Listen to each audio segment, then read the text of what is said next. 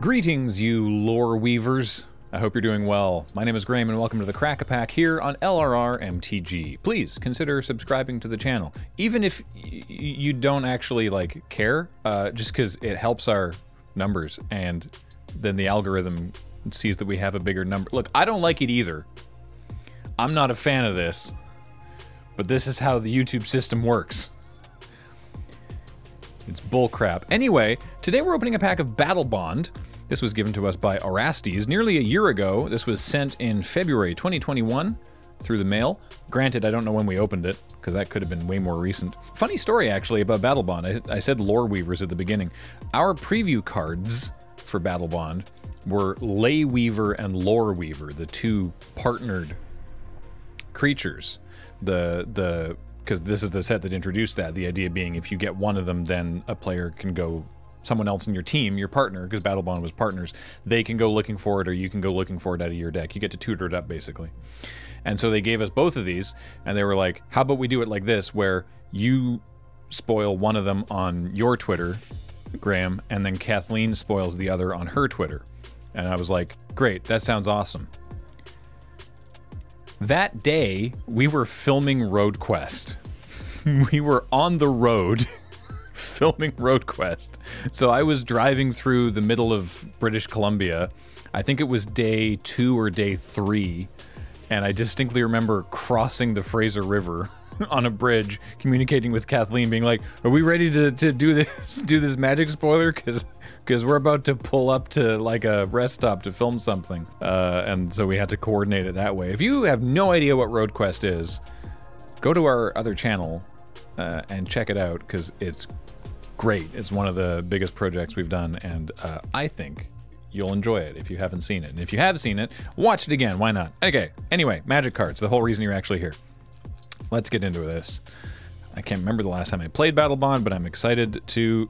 why is it in this order? Why is it in this order? I'm excited to rearrange the pack so that we can build up to the rare as Richard Garfield intended. Rot Feaster Maggot.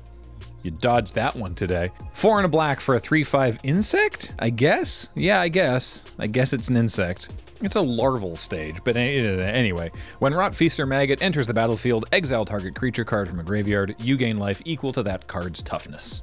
Yes. Why not? Sky Streamer. Cool card, Streamer.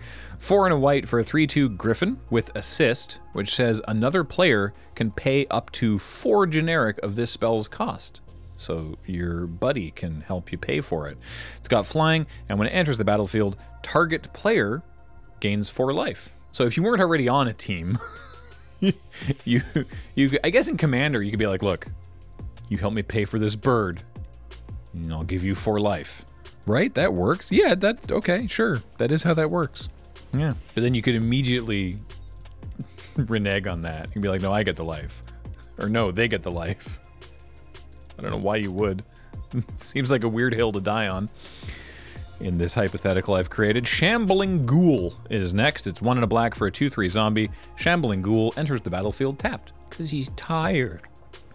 Sleepy. That card is fine. Kitesail Corsair, 1 and a blue for a 2/1 human pirate. Kitesail Corsair has flying as long as it's attacking. So always attack. What are you doing if not always attacking with your Kitesail Corsair? Ooh, Saddleback Lagak.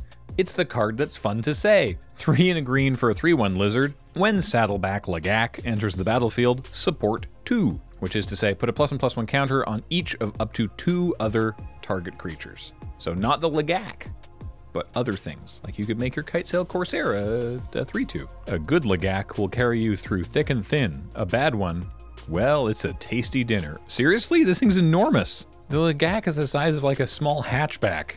I can't imagine eating something that large. Wrap in Flames is 3 and a red for a sorcery. Wrap in Flames deals 1 damage to each of up to 3 target creatures, and possibly more importantly, those creatures can't block this turn. I mean, sure, if it's only got 1 toughness, you can't block if you're dead, but you can also just make 3 things not be able to block. Speaking of not blocking, Coral Helm Guide. 1 and a blue for a 2/1 Merfolk Scout Ally, and for 4 and a blue, target creature can't be blocked this turn. Again, this works really well with Battlebond, because you can target your partner's creatures And then they can get through if your partner has the better creatures. Giant Growth. Single green mana for an instant. Target creature gets +3/+3 until end of turn. Always a classic.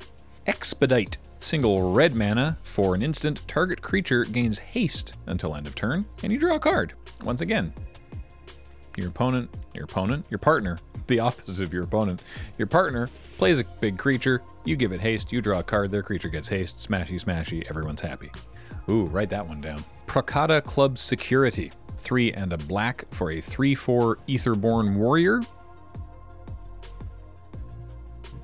That's it. It's rare that Prakata Club closes its doors. It's also rare that Lord Gonti meets with Consul Kumbol. What are the odds the two would occur on the same day?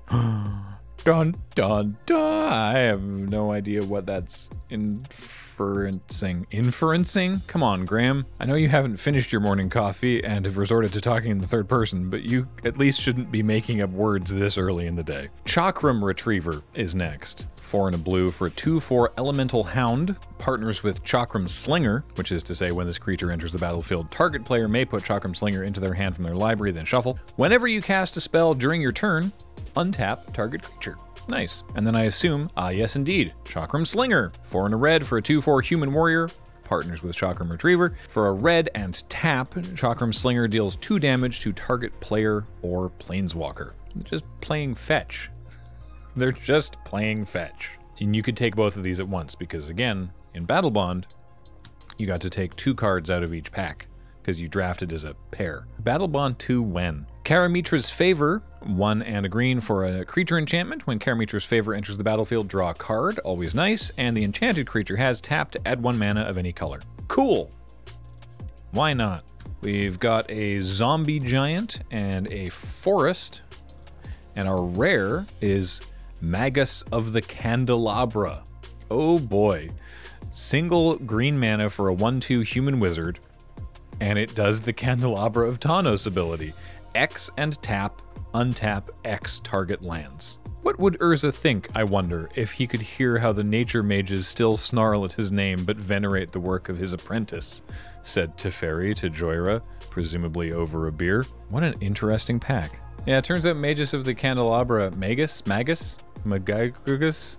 Mr. Magoo of the Candelabra is only worth $1.70, which is surprising to me. Also, Chakram Retriever is 66 cents, and the rest of it is not very exciting.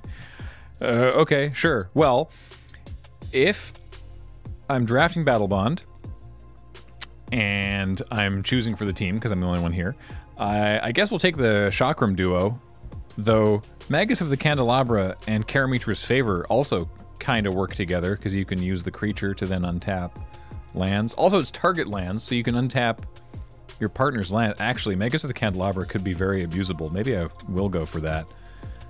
We'll go for that, and then, I don't know, the Favor or the Saddleback Lagak? Maybe because I just like saying Saddleback Lagak. Tough call. I don't know, what would you pick? Let me know. Not, like, to my email or anything, just in the comments. The comments will do. I do read them. I don't always reply, but I do read them. Because I have problems deciding how to spend my time.